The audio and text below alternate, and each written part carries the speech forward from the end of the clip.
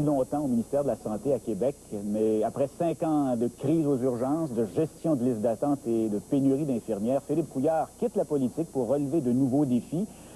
José Thibault, Philippe Couillard va avoir 51 ans demain. Il se fait un cadeau, en fait, en quelque sorte. Ça donne cette impression-là, en effet, parce qu'il a bien expliqué ce matin, en fait, il a dit très haut et très fort que s'il quitte, c'est parce qu'il a l'impression d'avoir fait le tour du jardin politique en ce moment. Il note aussi que financièrement et professionnellement, en fait, personnellement et financièrement, 5 ans de vie publique, c'est également 5 ans de sacrifice.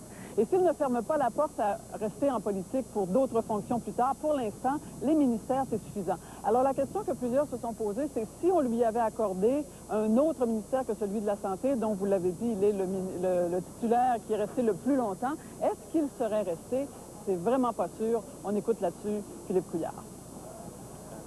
Ma réflexion dépassait le niveau des ministères ou de l'action gouvernementale. J'ai indiqué dans mon intervention que j'avais la sensation d'avoir contribué de façon complète en ce qui a trait à mes possibilités et à mes capacités. Il y a des résultats qui sont intéressants, il y en a d'autres qui certainement sont à bonifier, de sorte que le travail reste à poursuivre. Donc pour moi, c'est la volonté de faire une nouvelle transition, vers de nouveaux horizons, en ayant l'impression d'avoir contribué à cette société et à cet État que j'aime tant.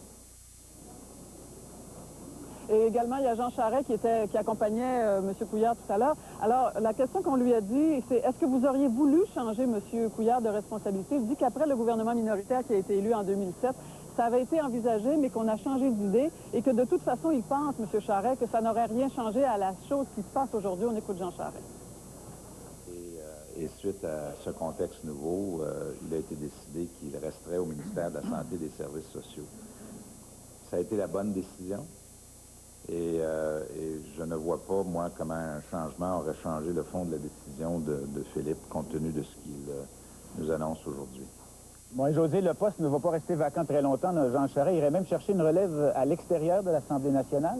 Oui, on parle du docteur Yves Bolduc, le directeur des services professionnels de l'Hôtel-Dieu d'Alma, qui est également candidat, candidat aux élections de 2007 dans la circonscription de Lac-Saint-Jean, candidat défait. C'est donc lui qui, d'ici peut-être une heure et demie, après le Conseil des ministres, serait nommé ministre de la Santé et tout de suite assermenté. Et je vous rappellerai en terminant, Philippe, que ce n'est pas la première fois. David Levine avait lui aussi été ministre nommé et il avait été défait lors d'une élection partielle. On pourrait penser que M. Bolduc pourrait lui aussi se présenter dans une élection partielle. Pourquoi pas dans Jean Talon, laissée vacante par Philippe Couillard. Une bonne intuition. Merci, José. Au revoir. Et puis, pas de surprise, du côté de la Fédération des médecins spécialistes du Québec, son président Gaétan Barrette est satisfait de la collaboration qu'il a eue avec Philippe Couillard au cours des 2 dernières années. Il espère maintenant que son successeur poursuivra les réformes entreprises.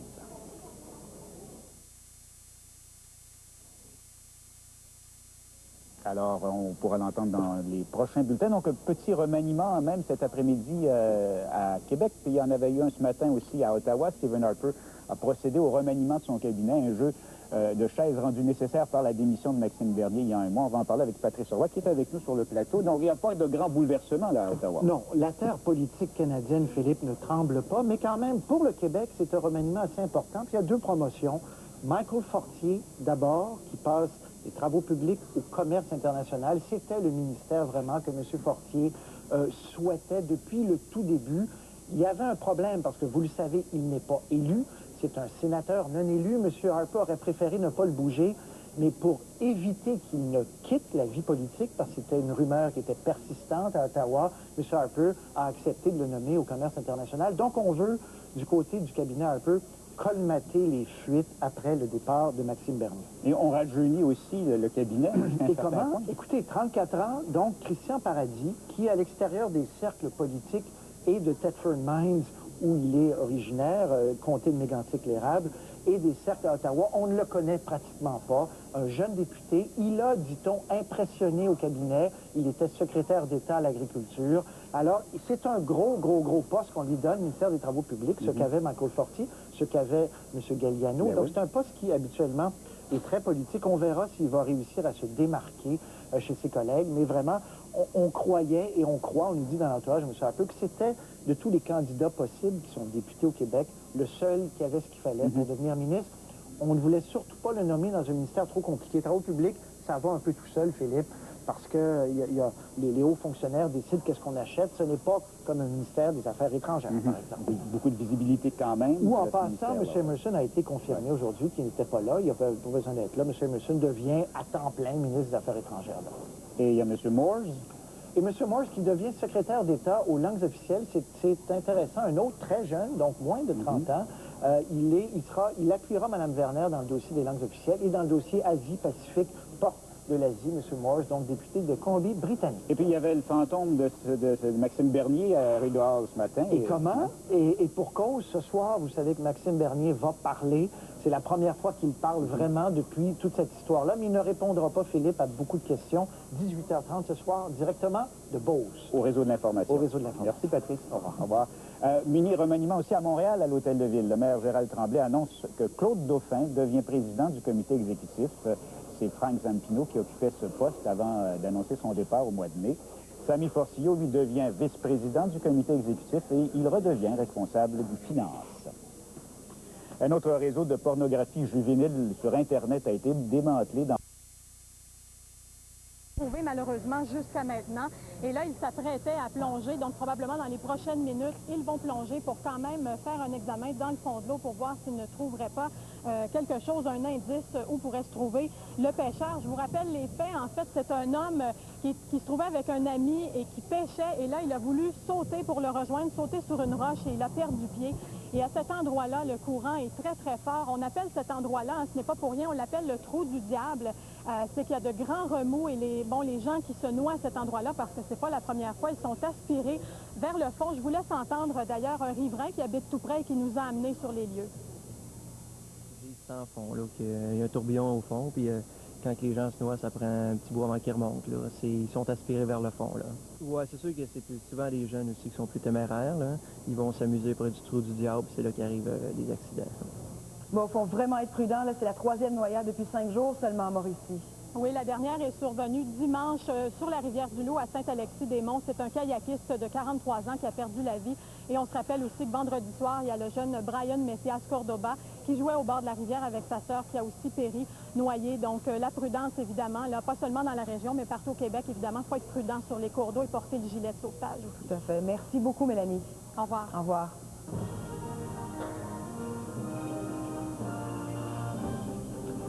Alors, grosse décision. Elle était assez chancelante. Idéalement, c'est ce qu'elle voudrait continuer à faire, Pascal. Mais là, elle a un nouvel ennemi, l'inflation, qui devient de plus en plus inquiétant.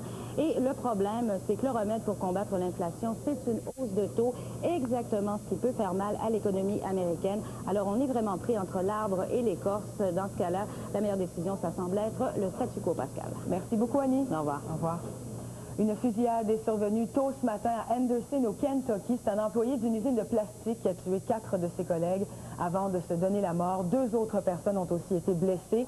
Avant la fusillade, le tireur a eu une vive... Ce jour de consultation à Shawinigan concernant l'emprunt de près de 27 millions de dollars pour la construction du nouvel amphithéâtre, un dépassement de coût de 6 millions de dollars.